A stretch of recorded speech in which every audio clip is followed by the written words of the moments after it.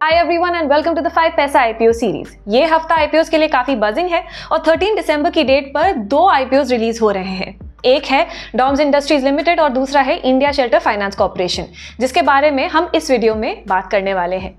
Company individuals को affordable housing finance offer करती है। अगर आपको इस आईपीओ इशू से रिलेटेड सारी जानकारी चाहिए तो प्लीज वीडियो को एंड तक जरूर देखें। वीडियो शुरू करने से पहले please do like, share and subscribe to the 5 Paisa YouTube channel to stay updated with the latest IPO as well as finance news. चलिए सबसे पहले आईपीओ सिनॉप्सिस देखते हैं। ये इशू ओपन होगा 13 दिसंबर को और 15 दिसंबर को ये क्लोज होने वाला है। इशू की टोटल वर्थ है 1200 करोड़ रुपीस। इसमें फ्रेश इशू है 800 करोड़ का और एक ओएफएस यानी ऑफर फॉर सेल भी है 400 करोड़ का। लॉट साइज है 30 शेयर्स पर लॉट। प्राइस बैंड सेट हुआ है फ्रॉम 469 टू 493 रुपीस पर शेयर। शेयर्स अलॉट होंगे 18 दिसंबर को और आईपीओ लिस्टिंग डेट है 20 दिसंबर की। ICICI securities limited, city group global markets India private limited, Kotak Mahindra capital company limited and ambit private limited इस इशू के बुक रनिंग लीड मैनेजर्स हैं। Issue के ऑब्जेक्टिव्स कुछ इस तरह है: ऑनवर्ड लेंडिंग के लिए कैपिटल रिक्वायरमेंट्स की फंडिंग और जनरल कॉर्पोरेट पर्पसेस की फंडिंग। चलिए कंपनी की फंक्शनिंग को अच्छे से समझते हैं। जैसा कि मैंने पहले मेंशन किया है, India shelter finance corporation limited affordable housing finance offer करती है। कंपनी 1998 में एस्टैब्लिश हुई थी और इनकी 203 ब्रांचेस हैं अक्रॉस 15 स्टेट्स। एज ऑफ सितंबर 2023 कंपनी पहले सत्य प्रकाश हाउसिंग फाइनेंस लिमिटेड के नाम से जानी जाती थी। एज ऑफ मार्च 2023 कंपनी की अफोर्डेबल हाउसिंग फाइनेंस मार्केट में 94% प्रेजेंस थी और ये मेजरली राजस्थान, महाराष्ट्र, मध्य प्रदेश, कर्नाटका और गुजरात में प्रेजेंट है। FY21 और FY23 के बीच कंपनी का एसेट अंडर मैनेजमेंट 40.8% के CAGR से ग्रो हुआ। अगर कंपनी की टारगेट ऑडियंस के बारे में बात करें तो ये मोस्टली सेल्फ एम्प्लॉयड इंडिविजुअल्स हैं। ये टियर 2 और टियर 3 सिटीज में रहने वाले low income and middle income groups के इंडिविजुअल्स को अफोर्डेबल हाउसिंग फाइनेंस प्रोवाइड करते हैं।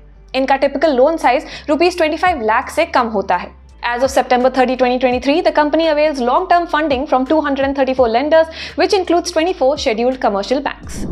अब हम हाउसिंग फाइनेंस इंडस्ट्री का भी आउटलुक देखते हैं। FY 2019 से FY 2023 तक इंडियन हाउसिंग फाइनेंस मार्केट 13.5% के CAGR से बढ़ा था।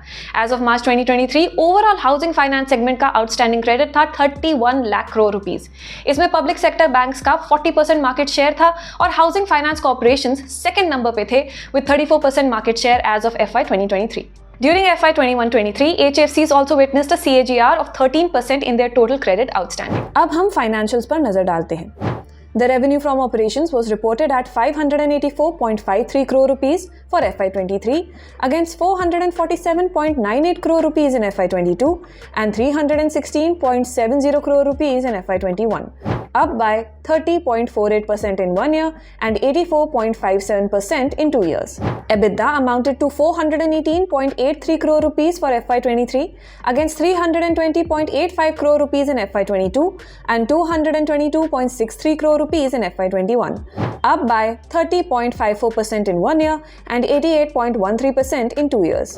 PAT was marked at 155.34 crore rupees for FY23 against 128.44 crore rupees in FY22 and 87.38 crore rupees in FY21, up by 20.94% in 1 year and 77.78% in 2 years. Total assets for FY23 were reported at 4,295.59 crore rupees against 3,221.22 crore rupees in FY22 and 2,462.64 crore rupees in FY21, up by 33.35% in 1 year and 74.43% in 2 years. Share capital for FY23 was reported at 43.76 crore rupees against 43.70 crore rupees in FY22 and 42.98 crore rupees in FY21, up by 0.14% in 1 year and 1.81% in 2 years. Total liabilities for FY23 were reported at 3,055.06 crore rupees against 2,145.09 crore rupees in FY22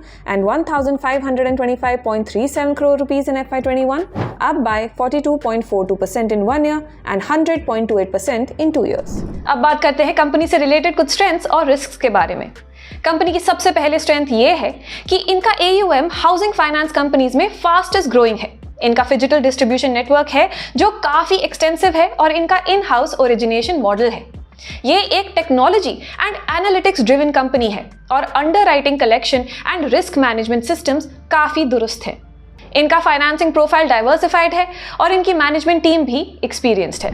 risks की बात करें तो company की working capital requirements काफी high हैं। Customers की तरफ से डिफॉल्ट और नॉन पेमेंट का रिस्क भी है। अपनी AUM के लिए कंपनी 3 स्टेट्स पर डिपेंडेंट है और इनकी इंडस्ट्री काफी हेविली रेगुलेटेड भी है। इंटरेस्ट रेट्स में वॉलेटिलिटी कंपनी को इंपैक्ट कर सकती है और एसेट लायबिलिटी में मिसमैच लिक्विडिटी को अफेक्ट कर सकती है।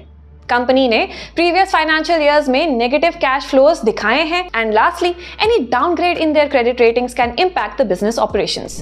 Thank you so much for watching this video. We hope कि आपको इस इश्यू से रिलेटेड सारी जानकारी मिल गई होगी। अगर आप इस IPO के लिए अप्लाई करने वाले हैं तो प्लीज हमें कमेंट सेक्शन में जरूर बताएं। और हाँ, अगले हफ्ते तक काफी IPOs आने वाले हैं, तो अगर उनकी जानकारी चाहिए आपको तो हमारे चैनल के साथ जुड़े रहें।